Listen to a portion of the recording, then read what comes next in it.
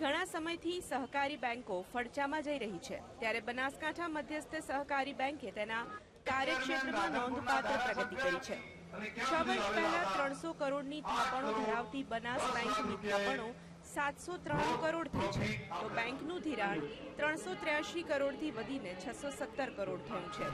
ત્યારે હવે બેંકના ચેરમેન શંકરભાઈ ચૌધરીએ ખેડૂતોને 3% વ્યાજે ધિરાણ આપવાની આપણે જે ધિરાણ લઈએ છીએ એમાં સમયસર જે ભરપાઈ કરશે એ મંડળીને માત્ર 3% દરે ધિરાણ આપવાનો નિર્ણય આજનો આપણો બોર્ડ કરે છે। પાણીની વ્યાજ થશે પછી પૈસા દે। બનાસ બેંકે તેની માળખાકીય સુવિધાઓ વધારવાની સાથે ખેડૂતોને સરળતાથી ધિરાણ મળે અને તેની રિકવરી પણ 100% થાય તેવું આયોજન કર્યું છે। તેની સાથે 5 વર્ષ પહેલા 60 કરોડનું ભંડોળ ધરાવતી બનાસ બેંકનું સ્વભંડોળ 101 કરોડે પહોંચ્યું છે અને બેંકનો વાર્ષિક નફો 5 કરોડ 55 લાખ થયો છે। બેંકના વર્ષો જૂના ડિરેક્ટરોએ પણ અભિનંદન પાઠવી બેંકને ખેડૂતોની જીવાદોરી ગણાવી હતી।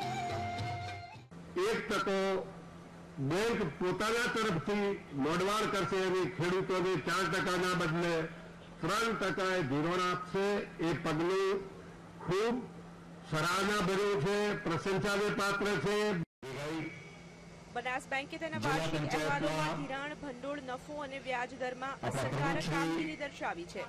તેની સાથે સાથે આગામી સમયમાં કોર બેન્કિંગ સુવિધાથી જોડાઈને બનાસકાંઠાનો ખેડૂત દેશના ગમે તે ખૂણેથી નાણાકીય વ્યવહાર કરી શકે તેવી વ્યવસ્થા ઊભી કરવાની જાહેરાત કરી છે।